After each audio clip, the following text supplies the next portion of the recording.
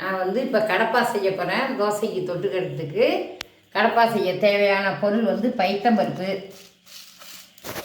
பாசிப்பருப்பு, உருளைக்கிழங்கு, தக்காளி, பச்சை மிளகா, வெங்காயம், பூண்டு, கேரட்டு, பீன்ஸு, பட்டாணியும் போடலாம். இது வச்சுருக்கேன். அப்புறம் வந்து பூண்டு இஞ்சி தாளிப்புக்கு, அரவைக்கு தேங்காய், முந்திரி, ஏலக்காய், சோம்பு, பச்சை மிளகா 2 இதுதான் அரைக்கணும். இந்த அடுப்பில் வந்து பருப்பை போட்டு இதெல்லாம் காயெல்லாம் வேக போட்டுக்கணும். வேக போட்டுக்கிட்டு அப்புறம் அரவையை ஊற்றணும். இந்த அடுத்தது காட்டுறது. அடுப்பை பற்ற வச்சுட்டு தண்ணி வச்சுருக்கேன். குக்கரில் தேவையான அளவு நம்ம பைத்தம்பருப்பு போட்டுக்கலாம். அதுக்கு ஒரு 3 ஸ்பூன் போட்டிங்கன்னு வச்சுக்க, ஒரு 5 பேர் சாப்பிட்லாம், 5 பேர் 6 பேர் சாப்பிட்லாம். பைத்தம்பருப்பு போட்டு அதுலேயே எல்லாம் பச்சையாக தான், ஒன்றுமே வதக்க வேண்டாம், ஒன்றும் வேண்டாம், எல்லாம் வாஷ் பண்ணி வச்சுருக்கேன். அதை அப்படியே போட வேண்டியது தான்.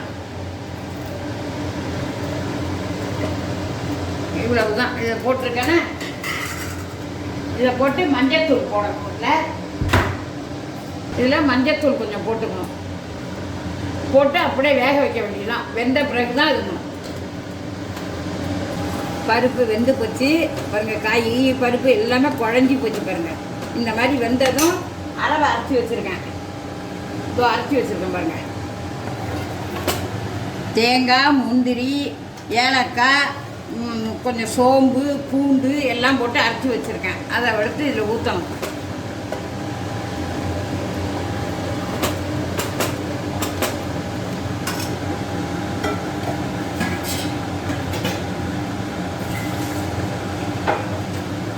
அளவாக வச்சுருக்கேன். அதுக்கு தகுந்த மாதிரி நம்ம தண்ணி நமக்கு தகுந்த மாதிரி ஊற்றிக்கலாம். இதான்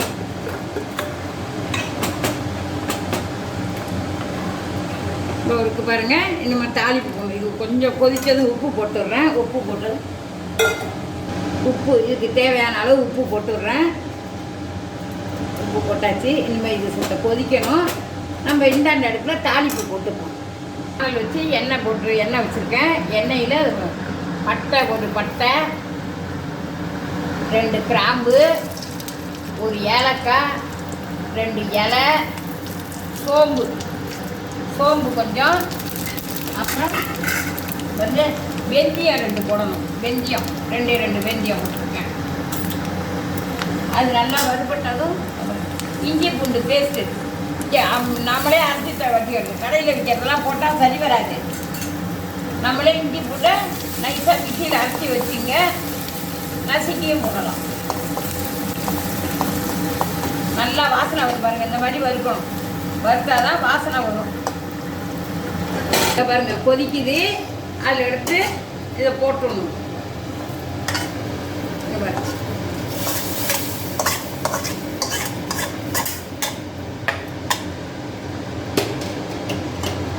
இதை போட்டாச்சு. இவ்வளோதான். இதை போட்டு இறக்கி வச்சு அவ்வளோதான்.